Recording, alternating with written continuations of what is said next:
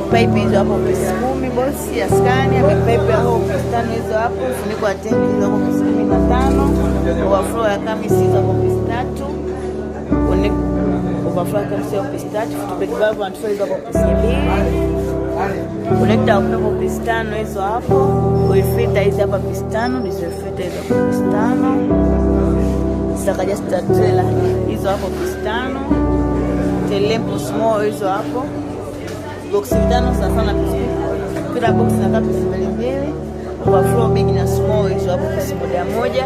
Saka just ya diff na front hizo hapo pesi 4.